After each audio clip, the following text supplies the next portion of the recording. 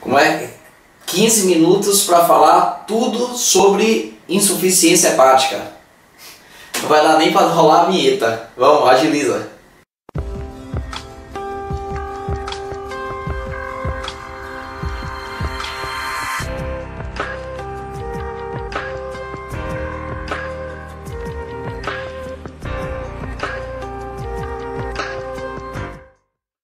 Então vamos lá, para não perder muito tempo, ABMed Info, tudo de insuficiência hepática em 15 minutos. Vamos nessa. Primeiro exame físico da insuficiência hepática. O paciente com insuficiência hepática tem um exame físico extremamente rico. Então a gente observa, por exemplo, eritema palmar, icterícia no paciente com insuficiência hepática devido à hiperbilirubinemia, telangiectasias, ascite, abdômen ascítico, pode ter baqueteamento digital, pode ter ginecomastia, se for no caso do homem, por exemplo. Outra característica clássica de um exame físico em um paciente, por exemplo, com insuficiência hepática grave, que está fazendo encefalopatia hepática, é o flapping, a presença de flapping também no exame físico. Sinal de cabeça de medusa na região periumbilical, aquelas veias saltantes na região periumbilical. Então, tudo isso são sinais no exame físico de insuficiência hepática. É um dos exames físicos mais ricos que nós podemos ter durante a insuficiência hepática. Bom, falando sobre exames laboratoriais, o primeiro exame que eu costumo pedir, e eu fico muito triste quando não pedem esse exame e o paciente tem insuficiência hepática, porque eu acho que eles se esquecem que de todos os fatores de coagulação, todos são produzidos pelo fígado. Então, dos fatores de coagulação, do 1 ao 12 produzido pelo fígado, e ainda assim tem gente que se esquece de pedir coagulograma na insuficiência hepática. Normalmente, o paciente hepatopata, ele vai ter ali alargamento de TP, de TTPA, um RNI alargado. Então, isso aí, coagulograma é imprescindível na insuficiência hepática. Aliás, coagulograma, o RNI em específico, está lá, a gente vai ver mais adiante, está lá nos critérios de Child, nos critérios de Child-Pugh, nos critérios de MELD, para a gente ver prognóstico de paciente. Então, RNI importantíssimo. Não esquece de pedir coagulograma. TGO e TGP é importante, são provas de função hepática importantes, principalmente aí, lembrar sempre de uma relação TGO maior do que TGP, pensar mais em causa alcoólica, paciente etilista, etc. Bilirrubinas totais e frações também tem seu fator prognóstico. Quanto maior a bilirrubina, quanto maior a icterícia, pior o prognóstico do paciente. Isso aí também entra nos critérios de Child-Pugh e de MELD, que nós vamos ver lá na frente. Albumina, bastante associada aí a uma hipoalbuminemia. O paciente com hepatopata, ele tem pouca albumina, tanto que ele não consegue segurar plasma, segurar sangue no vaso. E esse plasma acaba extravasando, fazendo aí com que ele tenha ascite, o edema de membros inferiores, às vezes faz congestão, até mesmo congestão pulmonar no paciente. Então, o hepatopata, normalmente com hipoalbuminemia, não consegue segurar o sangue no vaso. Lembrando que quem segura sangue no vaso é a albumina. A albumina é a proteína responsável por gerar pressão osmótica suficiente para segurar o sangue no vaso. Se eu não tenho albumina, eu acabo extravasando, perdendo plasma para o terceiro espaço e acaba demaciando, já gerando a nasarca no paciente. O AG-HBS e o anti-HCV, pesquisa aí para vírus, a hepatite B, a hepatite C, que são vírus que cronificam e que causam insuficiência hepática, importante.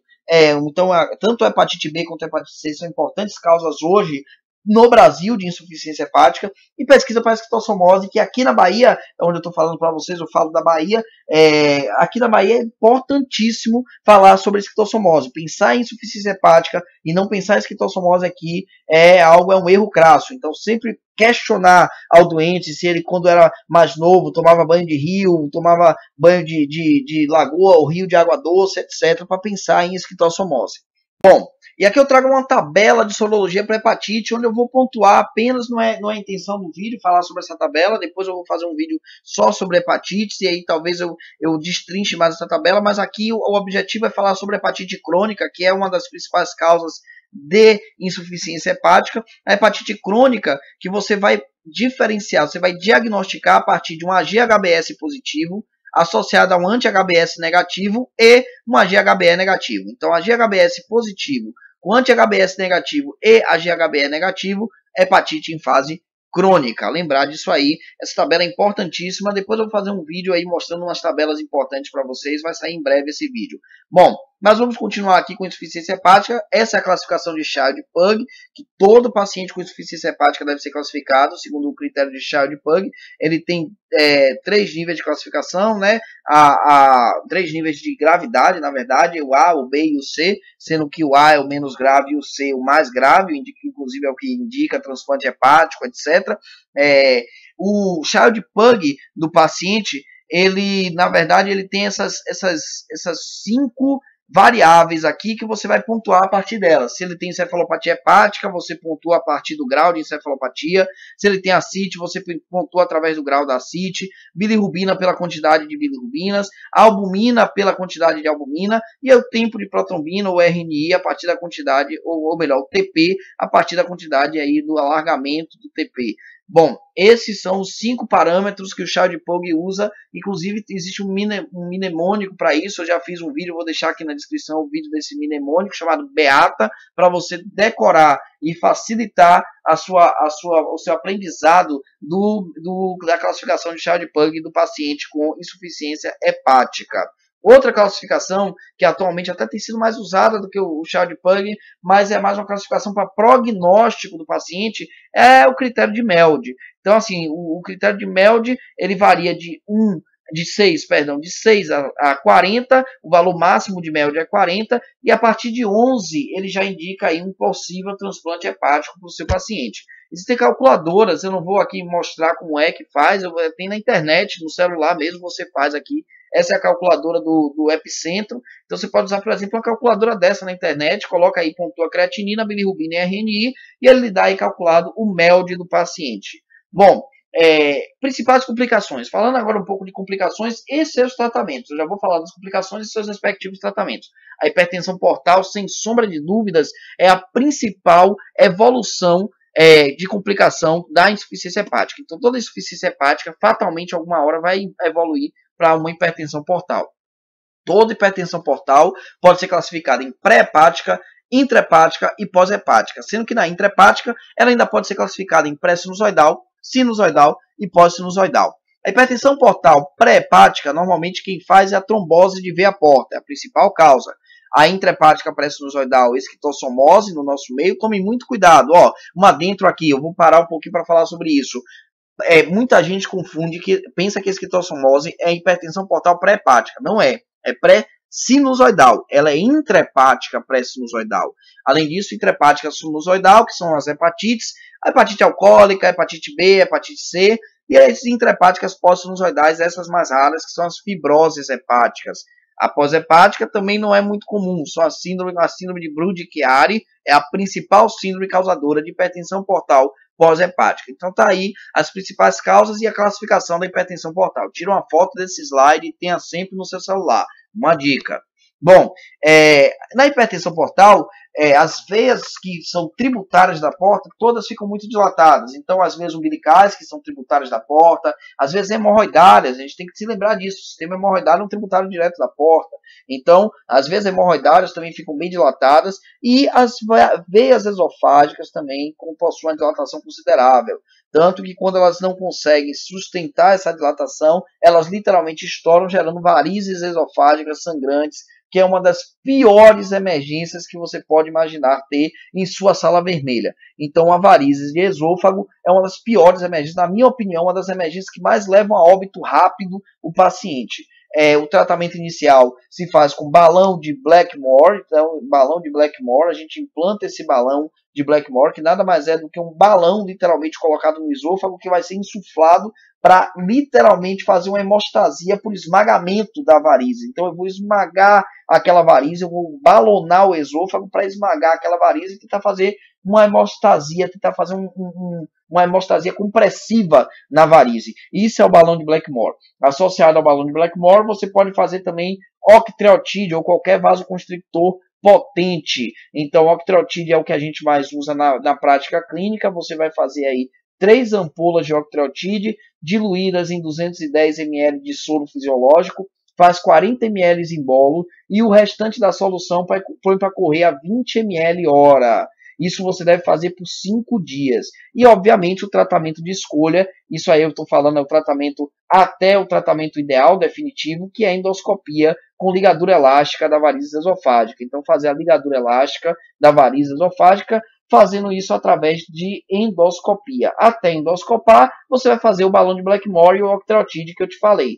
Depois que endoscopa, manter o octreotide por mais 5 dias, sempre observando ali o ressangramento. Se ressangrar, endoscopia novamente para o paciente. Lembrar que a ligadura elástica, logo quando você faz a ligadura elástica, evite passar sonda nasointeral no paciente, pois pode romper ali aquele vaso que está ligado e voltar a sangrar o paciente.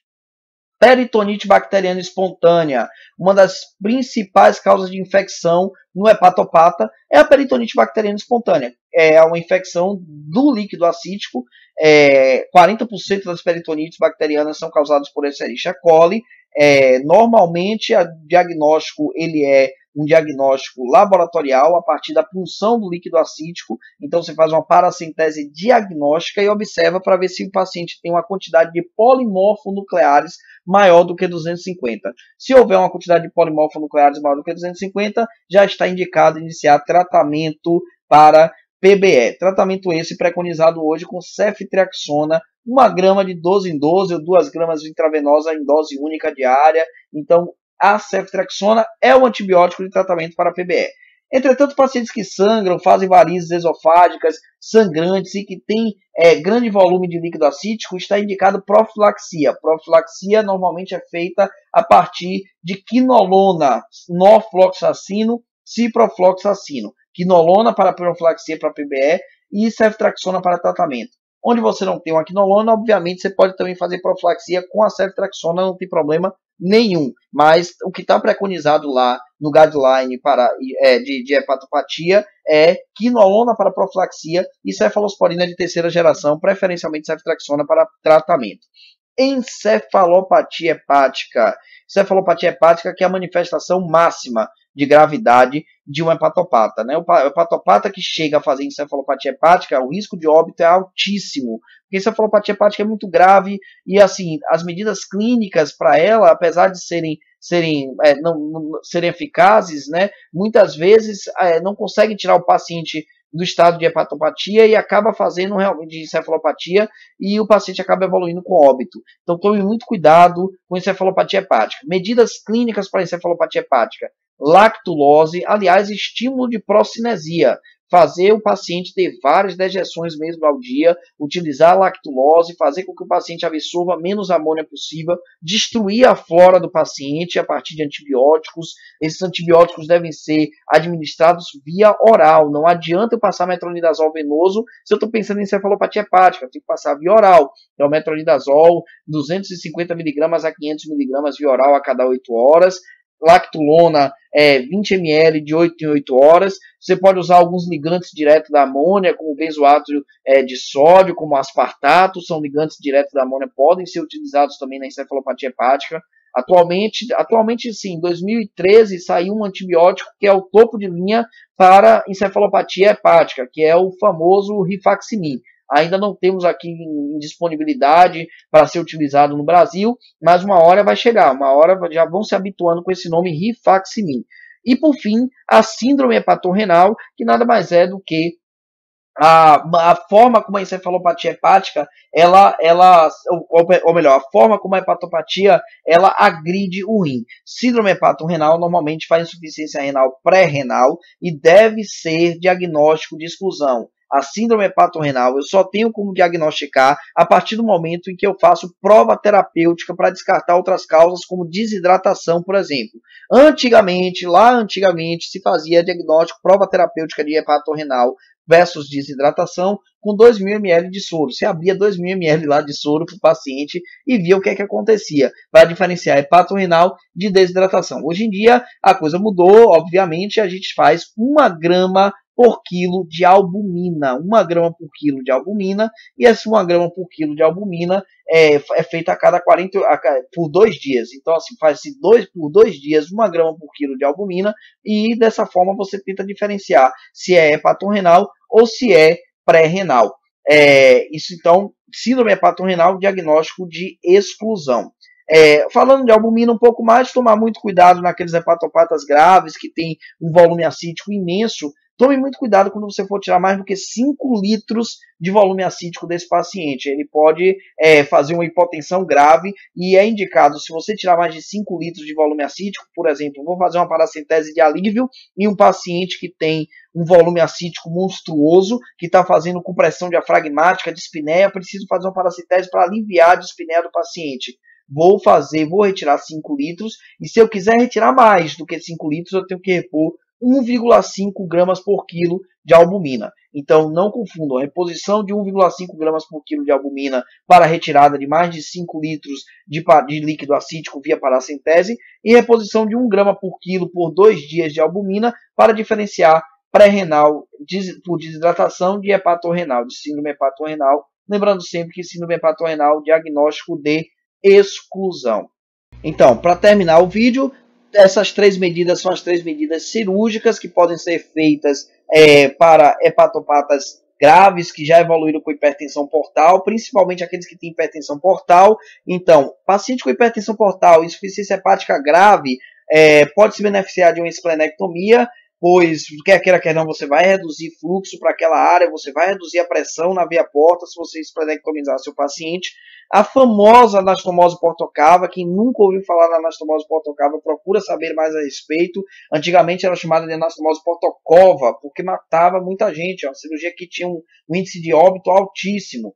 A anastomose portocava, obviamente, você vai fazer um shunt portocava e literalmente vai desviar ali aquele fluxo da porta para a veia cava, fazendo com que você tenha uma redução da pressão naquela região, reduzindo assim a hipertensão portal. E por fim, a mais efetiva de todas essas medidas, e aqui infelizmente ainda é a menos realizada, mas assim, a gente tem crescido muito, principalmente aqui na Bahia, em transplante hepático. É uma coisa que muita gente se esquece por ser transplante ainda não é uma realidade tão solidificada assim, mas lembra que existe o transplante hepático, que é a medida mais eficaz para insuficiência hepática, não tenha dúvida, principalmente aqueles que têm indicação, aquele Child Pug C, MELD 11, MELD acima de 11, então o transplante hepático está mais do que indicado. Tá aí então, falei sobre medidas clínicas anteriormente, estou falando sobre medidas cirúrgicas agora. Espero que vocês tenham gostado do vídeo, muito difícil falar sobre insuficiência hepática em 15 minutos, mas topei o desafio e está aí para vocês. Gostaram do vídeo? Like, compartilha e até o próximo vídeo. Abraço a todos!